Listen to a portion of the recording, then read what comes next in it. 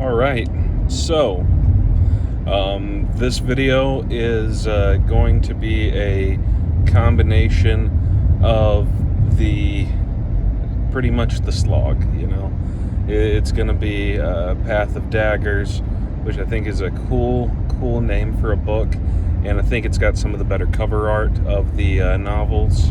But Path of Daggers, Crossroads of Twilight, and Winter's Heart. I should also say hi, Darth, checking in again, folks. So let's talk about it. There are a lot of things that happen in these three books. Just maybe not 3 books worth of things, right? I was reading a piece on Reddit a few days ago that was really interesting. It talked about Crossroads of Twilight and how in TV shows, sometimes due to budget reasons, they'll have this episode called a bottle episode. And a bottle episode is one that's contained in a bottle. It's just a day in the life of a character or a place or something like that. And you get a really in-depth look. A couple of neat bottle episodes that I remember of TV in the past have been A Place. And it was just everything that happened there for a day. Like, I think there was a Friends episode that was entirely, there've been a lot of them that were bottle episodes, by the way. But I think there was one that was entirely at the coffee shop, and people were just crossing in and out and chatting with each other. And there was a guest star appearance, and there's fun stuff to do with it. And this person was explaining that Robert Jordan basically made an entire book a bottle episode, and it's there's not really a reason for it. It's entirely about the characterization. I don't know, maybe that's where he was in life. Maybe he just loved his own characters and wanted to share more about who they were. Maybe he was still working on the plot moving forward a little bit and trying to figure out how to tie up some ends while keeping on a publishing schedule. I don't really know.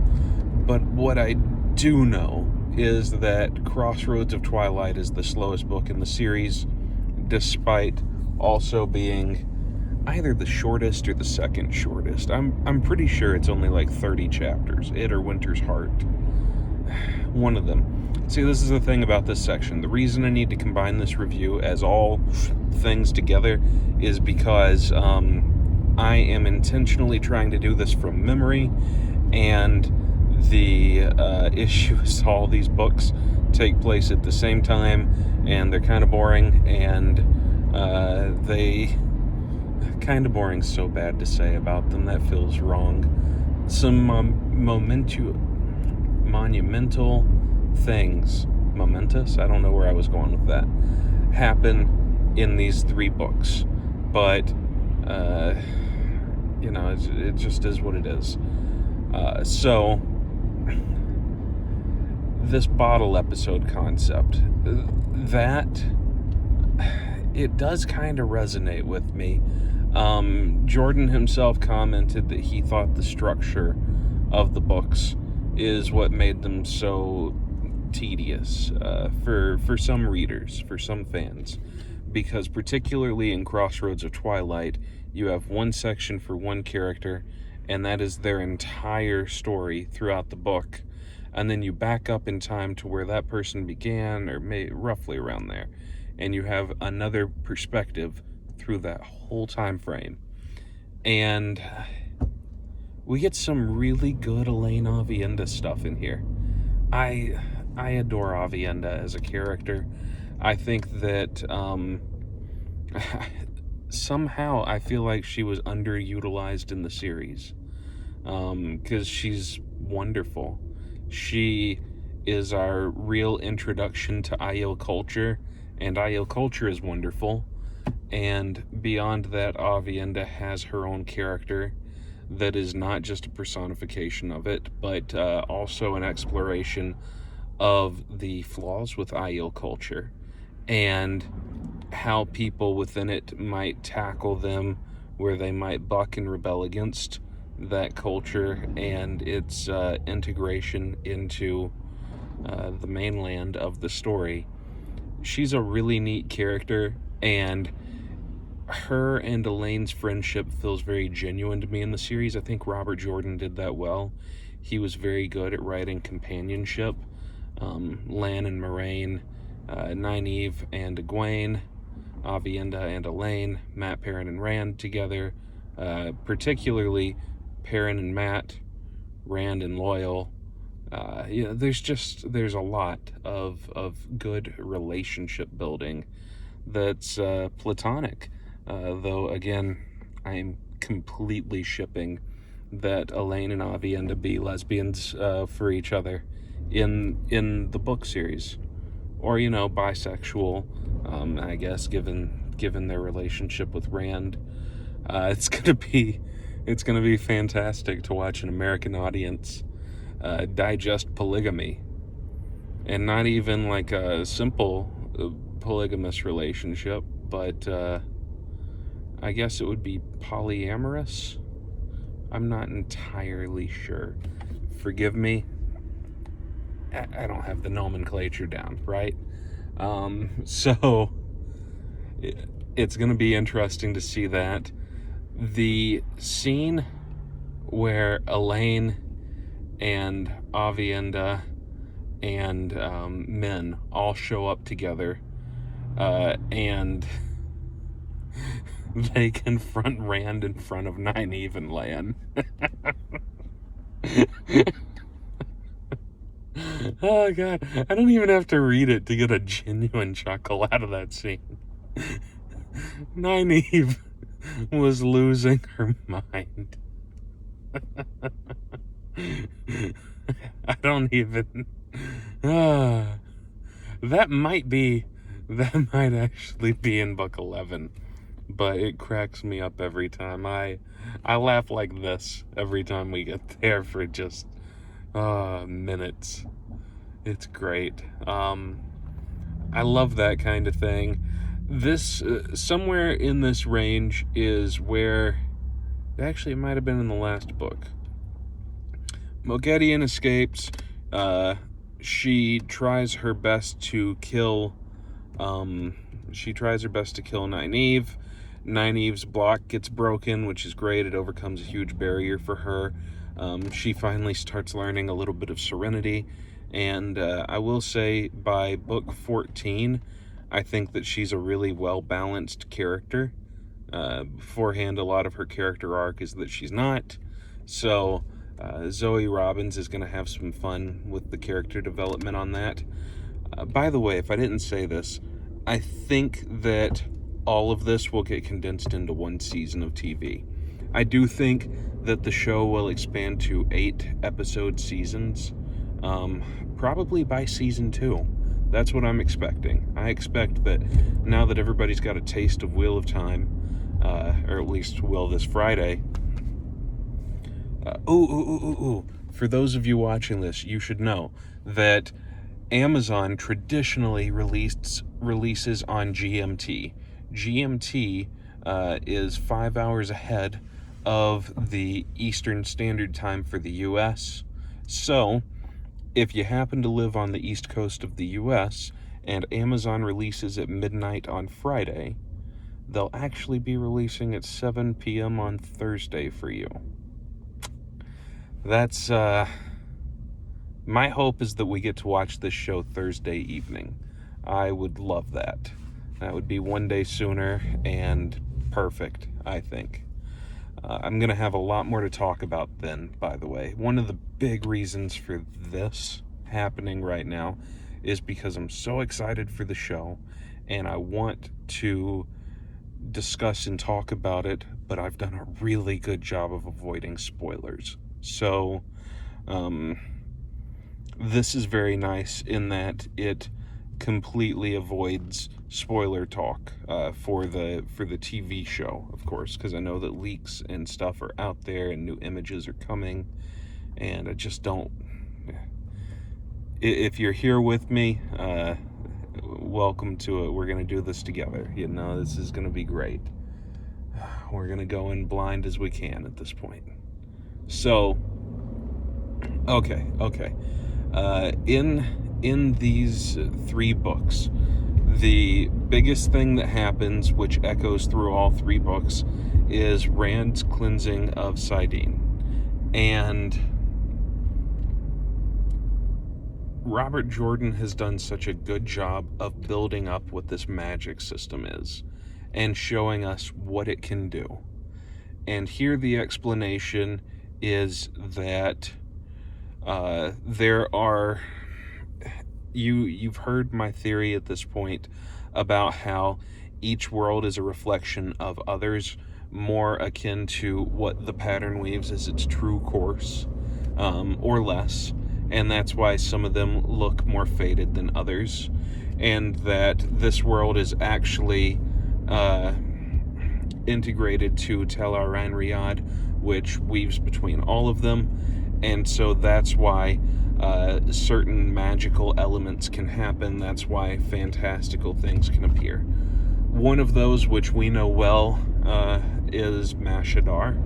You know, the concept in our world that a place could become filled with so much hatred that it spawned its own sentient or semi-sentient quotient, I guess, living form of evil. That's silly in the world that we live in. But in the Wheel of Time, given that nightmares can exist in the world of dreams and be willed into existence, given that people through their own will and ability can touch the power that shapes the universe, it's not so silly for Mashadar to exist. So Rand recognizes that Mashadar and the Dark One's touch are anathema to one another. He then recognizes that the issue with Sidene, which is described so many times throughout the series, being tainted or corrupted, for you show watchers, they changed that title, or that name.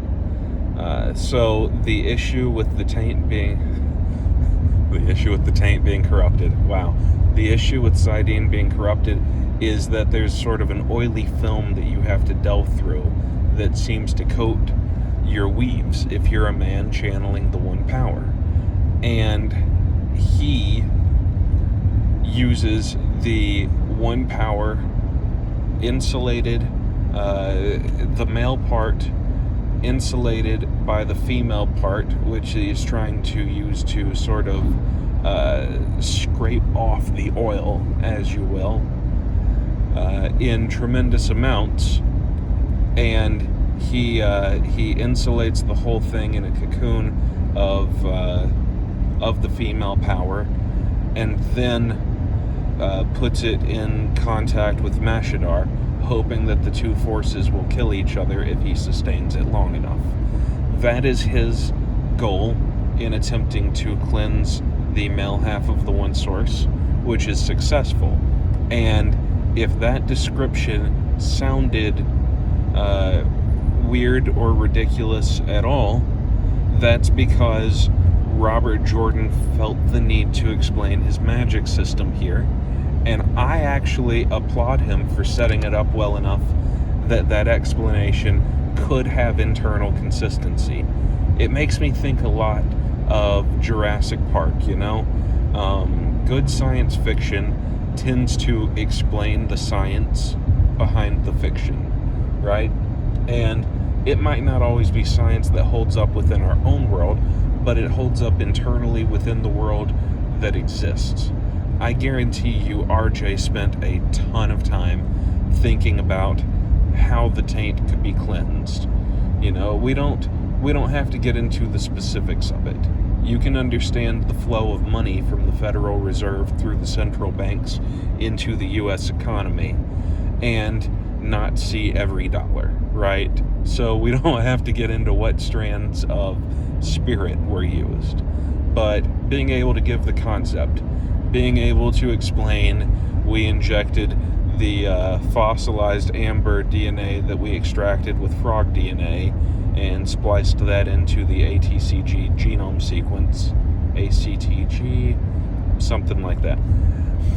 It's enough that you get the science in the science fiction, and I think that that's a really cool route that RJ went with it when he tried to break this down.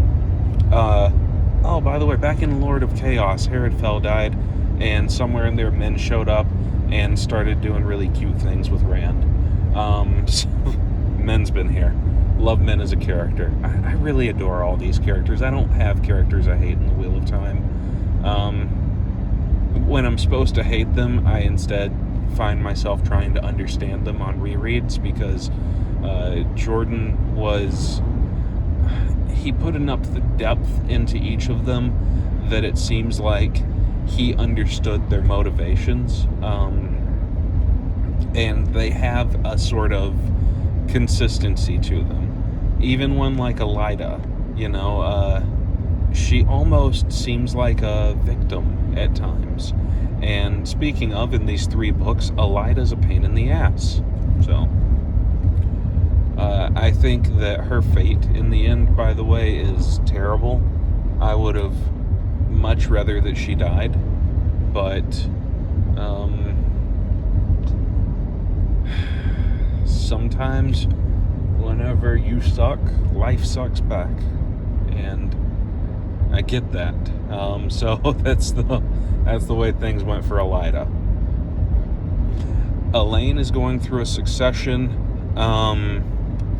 I think that she was right to not just accept the Lion Throne as a gift from Rand.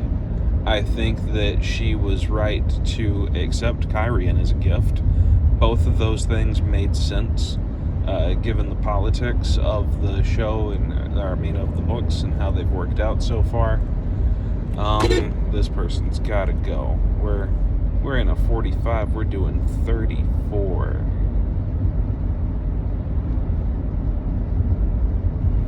Rand does not have a ton to do here. Rand is...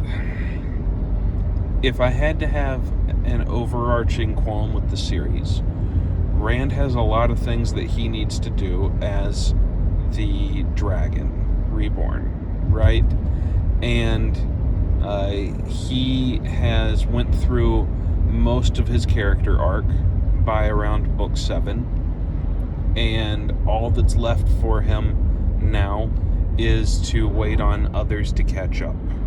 So over these next few books, obviously he cleanses Sidene, which is a great feat, but it's not character development.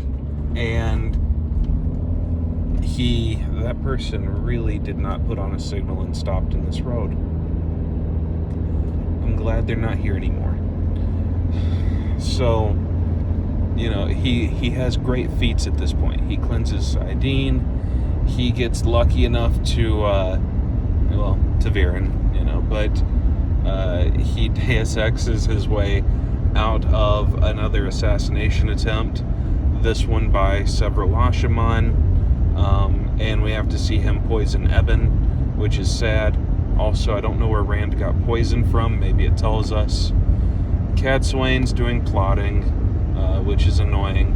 Rand gets caught up in formatting and goes through that whole bit there where he does more cool stuff. I guess on the character development side of things, he's getting harder and he's getting more insane, right? By the way, the first, maybe I'm dumb, I don't know.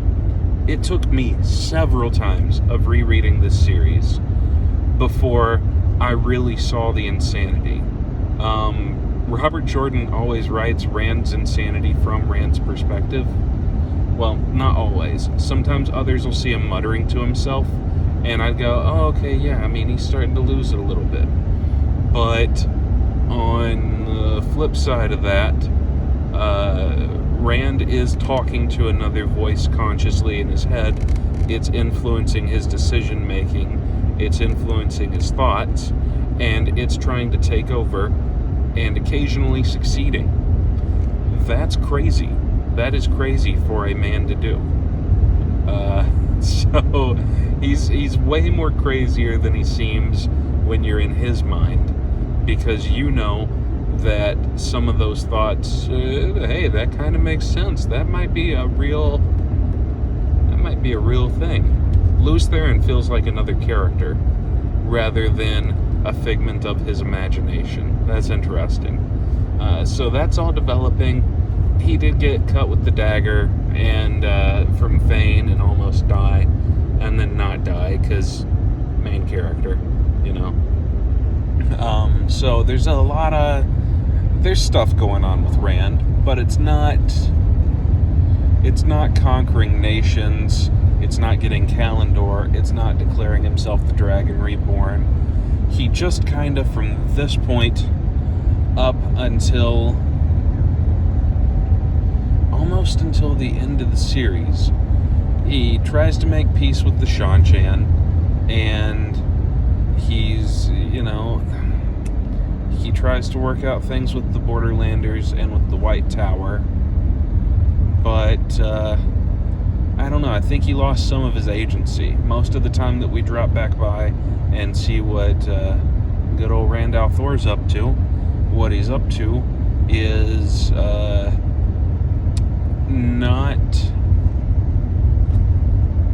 not that big for him. Maybe I'm silly for feeling that way. When I say it all out loud, it sounds dumb to say, look, he's trying to make peace treaties with standing armies and political powers, and he's collecting Rodel Ituralda and you know, putting him up at the Borderlands and creating a council for the last battle and cleansing the taint on Sidene and surviving assassination attempts. And that's like, I mean, that's stuff for sure. But I also just described 7 books worth of stuff. I don't know. Feels to me like he's at a, you know, farm in Tyr, and he's at the place in the Borderlands that the guy gets melted at due to a bubble of evil in the Gathering Storm, and then he's at you know, Abu Dar, I think it is, that all the grain went bad. And then he's meeting some people in a couple places. It's like he's not... That's my own thought on Rand here. He slows down a lot. Which I think he slows down a lot, and he has extra stuff to do that doesn't seem as exciting as Rand would have to do, because Robert Jordan was writing so many other things happening that he felt obligated to go back in and check on Rand. I feel like he just needed to, you know... Alright, we've had 20 chapters of Elaine and Birgitta being sassy and politicking their way through things, and you know, she's pregnant and she's laying in bed, and Matt is sweating in the sun chasing somebody, and Perrin's sulking because his wife's captured, and let's check in on Rand and what's Rand up to. Well, that'll spice things up for a chapter, and then we're back. That's part of the problem with these. That is part of the problem. If you condense, you could probably get rid of an assassination or two, you know, but if you can condense down that little bit of Rand's story and keep his momentum up, he goes from conquering Ilion to owning, you know, basically Andor, which Elaine takes, Kyrian, Tyr, Ilion, and then he is suddenly trying to unite these different forces with the treaties and stuff, and you can just ramp that up. Oh, I think that would go better.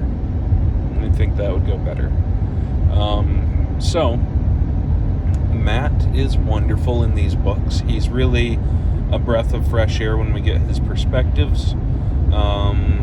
But then Tylan.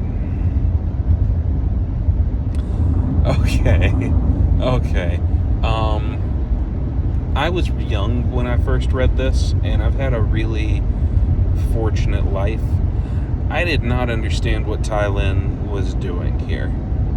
I mean, I knew about sex, but Matt's perspective on it did not seem like he hated what was happening to me. It took understanding how people rationalize and cope with assault, with abuse, to go back and it just like, oh God, that poor guy. I also think that this has a bit of 90s syndrome to it. Robert Jordan didn't write it as some deeply dark, cancel that queen kind of thing. Though he did give her a pretty brutal death. And Matt was sad about that death. That was interesting to me. People have various opinions on this. Some people think that Tylan was a full-on rapist. Some people think that Matt wanted it because I guess he was dressed wrong for the part. I don't know.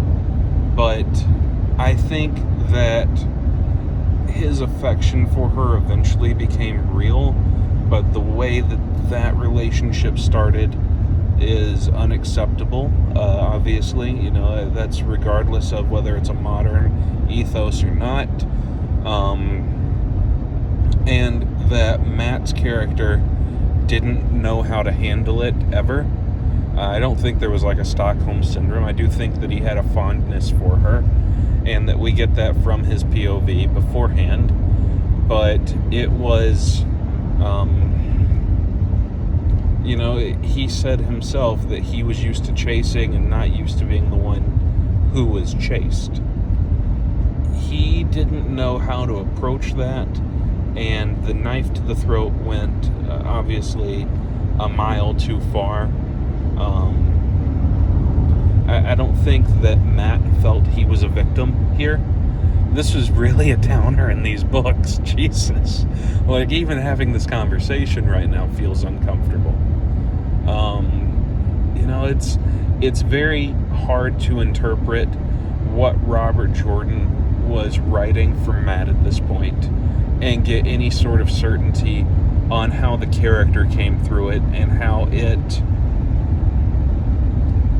impacted them. I think that we can all agree that it impacted him very negatively at first, and that the growth out of it feels it feels out of place, especially here we are 30 years, maybe 20 years now later.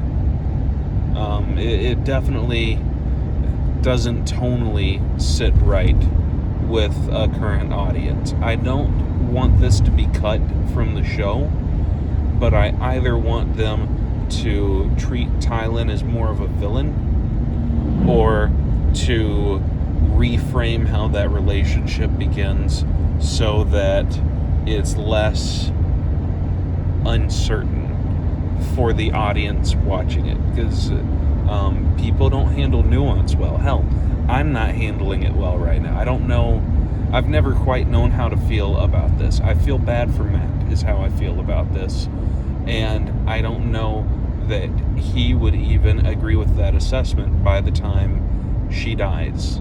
So it's tough. I don't know. It's tough. That's a tough, awkward section. I'm much happier with his relationship with Tuon.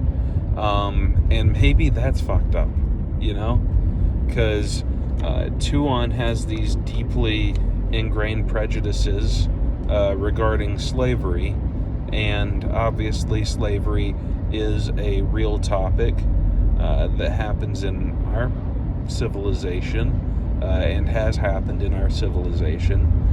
So another Robert Jordan twisting things, sometimes in dark ways, which I think is the point, is to make people think. Matt goes from the rapist to the slaver, and I felt relief. Tuon grows as a character.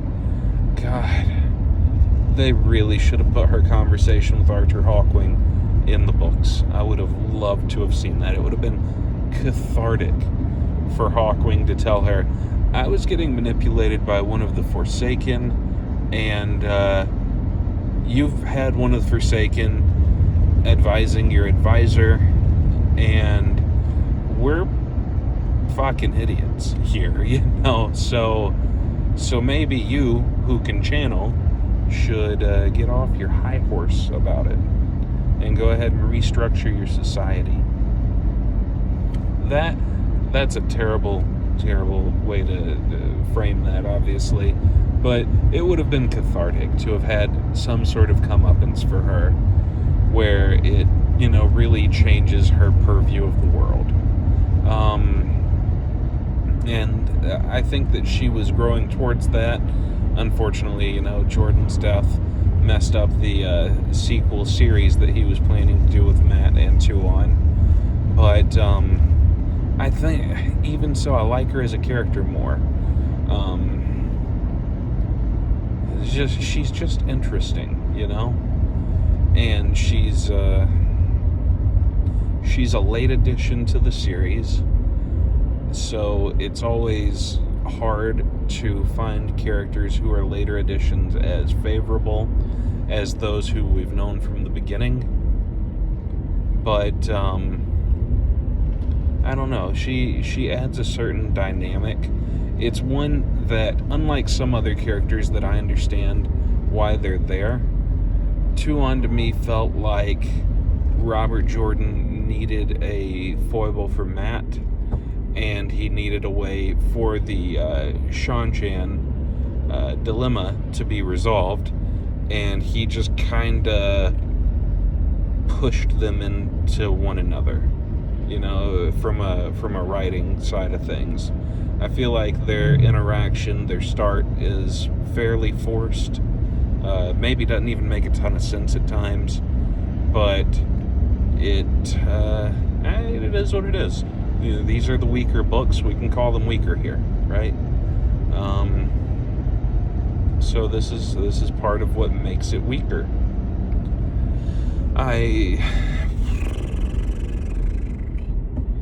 This is a lot of content to cover. Perrin's arc through here is great. People hate on this because it's slow, and Fael annoyed them once 4 books ago, so they never stopped hating her. But I don't know. I think Perrin's arc here is him finally having to do it for himself and take on the leadership role. And the only thing that bothers me about this arc is that Robert Jordan died at the part where it was getting really good. No, that's the wrong way to say that. It was good all the way through, but Robert Jordan died at the climax of things, and because he did, when Brandon Sanderson comes in, he retreads this entire arc in another book. So, it retrospectively makes this thing redundant, because Sanderson does it quicker and just kind of gives the audience what they want there. But I don't know. People hate the whole Shido thing. I think if you cut out Galena and Tharava, or Thavera, however you say her name, if you cut that whole bit out of it and you just have it, Fael has been captured, Perrin has to overcome, Shido, like a big force of Aiel, who we know what they are as warriors, with a little bitty army. And how's he going to find help to do that? That's cool. I think that's cool as a concept. I think it's written well. The fork root's a neat idea. The forging ties is pretty much what Perrin does. So him collecting and amassing these armies. He's I've talked about the archetypes before. Rand is the archetype of the champion. Arthur Hawkwing directly tells us Matt is the archetype of the gambler whenever he's reborn. Perrin is the archetype of the king. I think that's clear. He definitely, he becomes one at the end of the series anyways, right? So, to me, it's fitting that he forges alliances the way that he does, that he leads the way that he does. His bearing, is in and of itself kingly. It makes me think a lot of the king in A Knight's Tale. You tilt when you should draw. That guy. I might have tilt when you should withdraw. Excuse me. I don't know. Perrin's got that about it. Speaking of A Knight's Tale, by the way, the bad guy from A Knight's Tale was my pick for Demon Dread for about forever. He would just be perfect at it if we could go back and catch him at that age. Probably too old by the time we get there, but that's okay. So, what else can I talk about with these? I'm sure there's some big stuff that I'm missing. There have been a lot of interesting hints at this point as to how Rand can deal with the Dark One. I don't think anybody saw Philosophy Battle coming. That almost feels like a Guardians of the Galaxy dance-off, but it's so earned. It's great. I don't think that it is underserving the plot whenever we finally get there. I think that it's handled in a really cool way. So, there's a lot of discussion and philosophy about that happening up through Herod Fell's death, and Min picking up the wing on that one's really great. Cadsuane's developing a lot as a character. There's, I don't know, we could talk about Cadsuane here, but I'm kind of trying to save that for the last couple of books. Because honestly, I think Sanderson did a better job with her.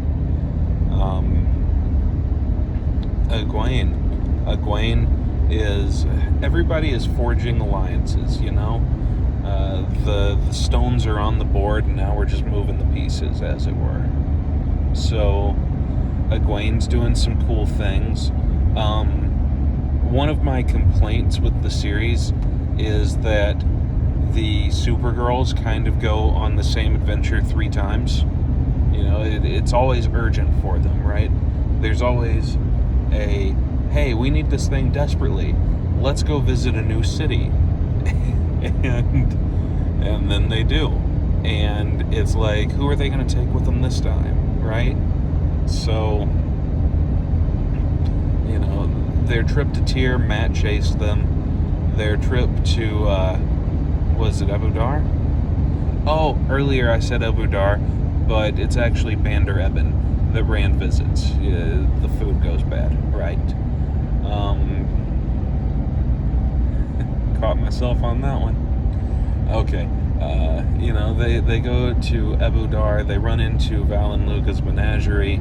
It's kind of fun. Robert Jordan, he figured out that if you put something in the series once and you never go back to it, that it just feels like it was there to service the plot and it's gone, right? So he doesn't do that. Almost everything that comes up in the series comes up a second time. Val and Luca's menagerie is a great example of that. I actually think it might happen 3 times. I could be wrong there. I could be wrong about that. But the menagerie is a great example. There's so much neat stuff. What characters am I not recognizing enough right now? Probably Swan, Logain. That whole plot with the Black Tower and everybody just kinda... I don't understand how Rand got to a point where he decided the Black Tower was off limits for himself. He knew that it was a trap, but he doesn't tell the audience that he knows it's a trap until Sanderson starts writing it, I think. So, I don't know when he just kind of like cut off ties with that, but it feels like a huge oversight. As a matter of fact, that's probably intentional. Now, I just never thought about this. There's just too much going on for our characters to keep up with it all. They're all kind of letting things slip by, aren't they? That's most directly Perrin. Perrin just says, to hell with everything. I'm going to get this one thing fixed, and then we'll move forward and try to figure the rest of this out. So, that's neat.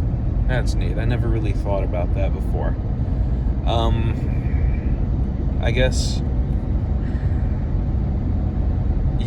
I guess the other thing that I do want to talk about here, I'm going to mention two of Rand's bigger moments. The one with Kalendor and the Shan-Chan, where he defeats the ever-victorious army, is really great. And I think that I can't wait to see that in the show. It's described as 1,000 bolts of lightning all crashing down at once.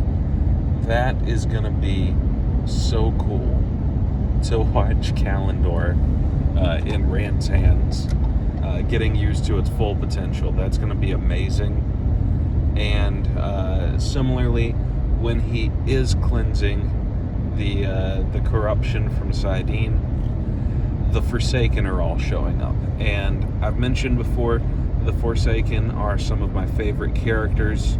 I love the depth that Robert Jordan gives them. It feels effortless for the guy to just toss in this whole seedy underbelly with its own machinations and political agendas and circles. And I mean, that's how the Shido got spread across the world the way that they are, is just by letting the Lord of Chaos rule, right? So I love that they all are showing up, and it's basically there's a new sun on the horizon, and they're very reluctant to go there. So it's just, I'm gonna stay back here a little bit and just kind of check this shit out. And who is that walking through the floor? Oh shit! And then they start fighting, and it's there's a lot going on there. There's a lot of really, really neat stuff. The one that actually makes it close, I think it's Agenor who dies, but at the time we know him as Osingar, but of course he's actually also Dashiva.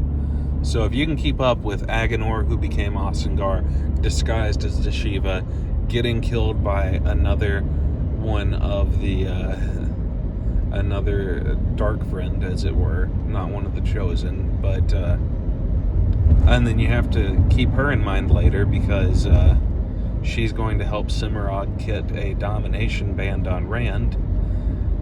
There's some interesting stuff going on in that segment. I'd have to reread it to really break down in detail what I mean, but Sindane shows up somewhere in here around the time that the Korsuvra goes on Moghedian, actually. She has that interaction with Olivia, who, I don't know, as a character she didn't pan out to do much. People really like Narishma. I should talk about him real quick here, because Narishma sort of came out of nowhere, and he's got a grace to him. He's intriguing in the way that Boba Fett's intriguing. You don't really get much from Narishma, and yet he seems cool. Yeah, I'll give him that. I have other Ashaman that I like better, and I will tell you Andral is definitely not one of them, but I think about Ashaman Deep. Ashaman Deep's a good Ashaman. I like Grady. Grady's a lot of fun. There's just, I don't know. People like Narishma, and he's like their favorite Ashaman. He doesn't do that much. So, okay, guys, this is This is another ADD review from Darth, and I suppose I will see you next time. And when I do, we're going to have a hopefully much more concise review, because we're on to Knife of Dreams. Oh, and before I go, let's see here. Crossroads of Twilight's a 6, Path of Daggers is a 7, and Winter's Heart is a 7.5. Have a good night.